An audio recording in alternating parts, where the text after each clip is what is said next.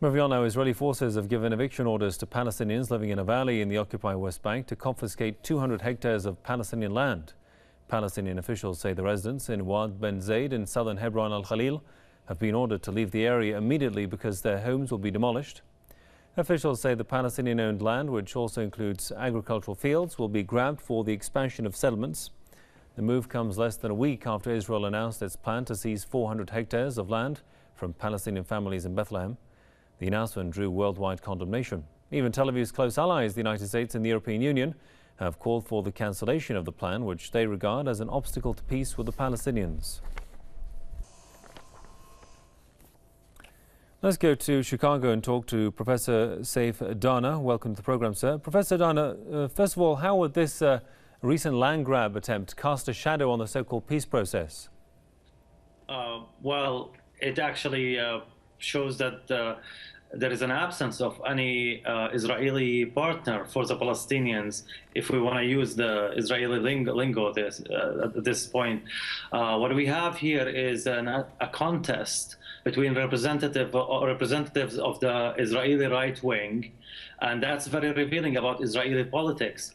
Basically, what happened is that Netanyahu suffered. Netanyahu standing in the right wing suffered significantly after the war on Gaza, or the aggression on Gaza, and the contest to lead the right wing, which basically means whoever wins it will be the next prime minister of Israel. Basically, that's the nature of the Israeli politics, and Netanyahu is trying to prove that he is more extreme and more to the right wing than Lieberman and Bennett, the other two representatives who are contesting his leadership of the right wing and by implication his status as a prime minister. This is very revealing of the Israeli politics. With this kind of representatives of the Israeli politics, and we only have to look at the composition of the Knesset to see the hegemony and the domination of the right wing, whose motto and ideology basically is more land grab basically, and less people. And that explains their policies of the continuous expulsion of the Palestinians in a variety of ways in Jerusalem and the rest of the West Bank, and of course their continuous land grab. So this is the fundamental issue, because it explains or shows the nature of the Zionist project in Palestine. That's one of the levels by which we can see this issue. But in the immediate sense, it actually reveals so much about the Israeli politics as a contest between very radical right-wing representatives. And some of them are actually recognized by human rights organizations as fascists, simply, like Lieberman, the foreign minister, and like Bennett, who basically openly called for killing the Palestinians, not only being satisfied with expelling the Palestinians from their land. So this shows there is a crisis in Israel after the victory of the Palestinian resistance in Gaza, despite the inability of the Palestinian leadership to translate that into political gains. But in the field, the Israeli military was defeated and the Palestinian resistance won, and that created a crisis, and Netanyahu, standing in the government and in the right wing, suffered significantly. Now, if you let me just to comment on the idea of the condemnation that we heard about that in the report, we've seen actually rejection and condemnation by many international, by many members of the international community. But the U.S. did not really condemn the land grab, the recent land grab by Israel, and the one that took place last week was actually the largest in 30 years, which is massive, 4,000 dunams in a small area. And anybody who knows the size of the West Bank will realize, Professor, how significant that's the main concern, because I mean, we know that settlements are illegal according to international law. Exactly. Why isn't it that the UN literally does nothing practical to stop this thing in its tracks?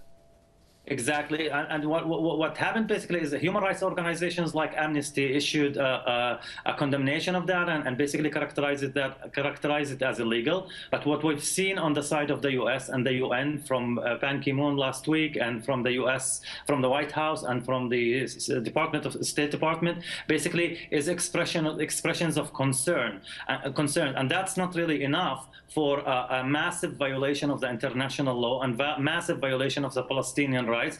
And of course, this actually is tantamount to a war crimes, because according to the international law, not only they are not supposed, or it is illegal to confiscate land, but it is also illegal to move settlers to the West Bank or to what is recognized internationally as occupied Palestinian land. So what I'm saying basically is that we should not be really deceived by the U.S. condemnation, because the U.S. did not condemn this move. The U.S. only basically expressed concern, and we know that without at least some sort of a tacit U.S.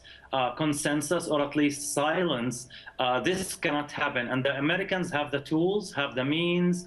I'm talking about the American administration, have the tools and have the means to stop Israel if they want, because Israel continues to receive so much American aid and American support, whether militarily or economically.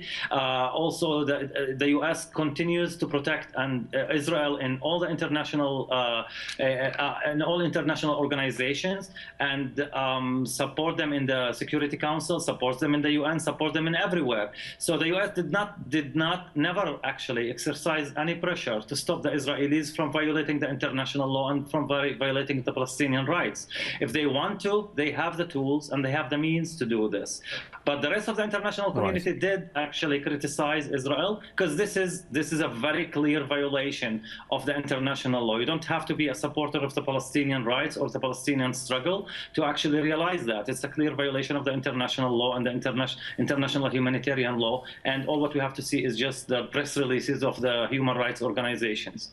All right, we'll leave it there for the time. Many thanks to Professor Saif Dana from Chicago. Thanks for your time there, sir.